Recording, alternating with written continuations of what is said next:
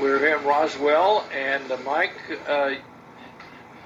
you really have a very interesting website there. And one of my favorite things is something with me on it, with Stanton Friedman. But you have many other things going on. Right. Yeah. I started that website as a hobby, and it kind of took off. My videos are looked at by tens of thousands of people, and really surprised me. And now in Roswell, you've already been down to the UFO Museum. I know you talked to Stanton Friedman a little Yes, bit. I was there this morning. And you shooting any video while you're here? Yeah, a little bit of video. Not as much as the 60th that I came to, but I wanted to get something for the site, and I'm also Twittering. Well, we're all tweeting each other. We're tweeting, yes. It's so tweet.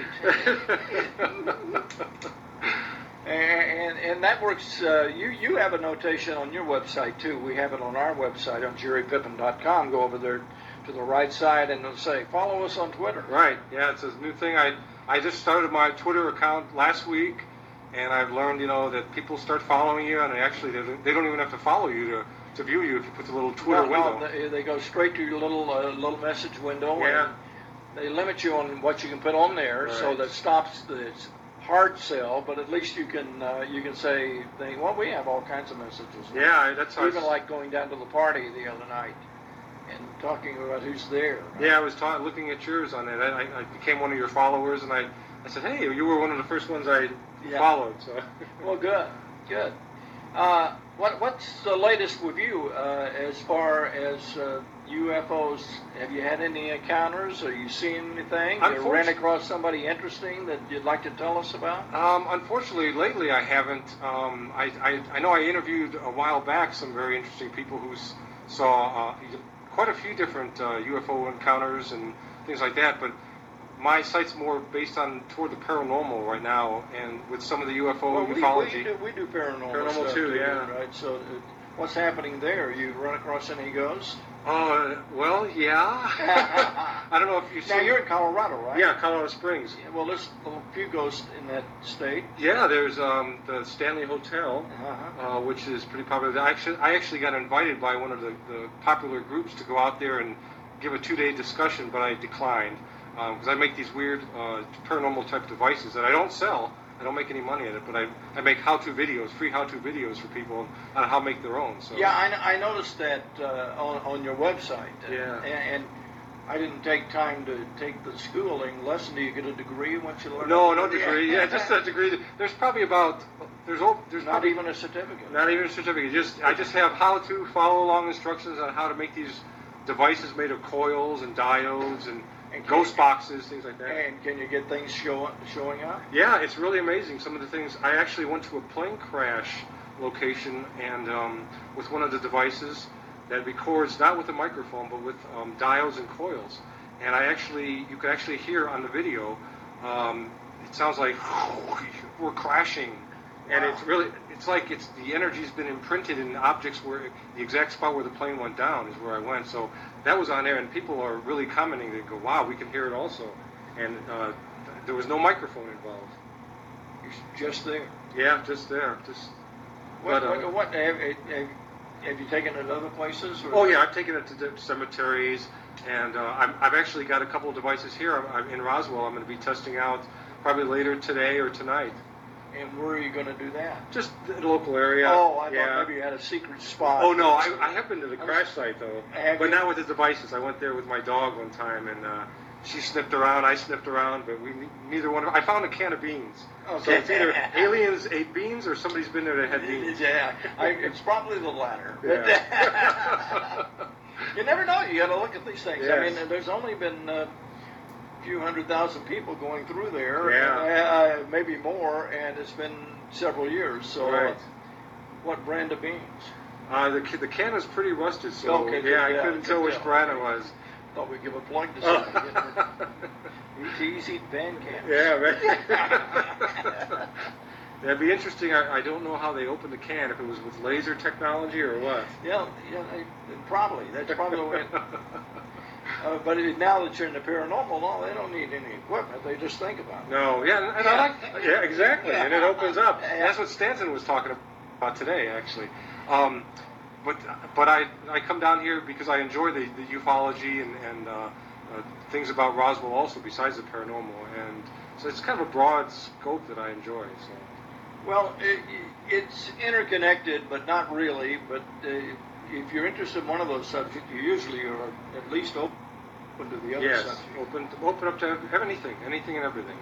And there is a big spiritual movement in the UFO community. Yes. So it's even overlapping more now. Yes. That's my opinion. Yes, I'm agreeing with you. Okay, good. I like Mike. He agrees with me. So, how long have you been doing that website? That website's been going probably 5 or 6 years, I think, now, something like that. Not as long as me. No, not. I'll never catch up to you, Jerry. You're the god of the website, UFO website. Notice how I solicit these things. Yeah, and I'll tell you, I've been reading your website longer than I had my website, so, and listening to your interviews and your shows. Thank you. Yeah. We love coming to Roswell because we meet fascinating people, really. We meet the serious and the people who are pretty intellectual, and then you meet some pretty off-the-wall people. Now, I don't know where I fit into that. Well, I'll tell you what. I'm an intellectual, off-the-wall kind of guy. He's transforming right now before our eyes. Since he is the geek. The geek, yeah. The UFO geek.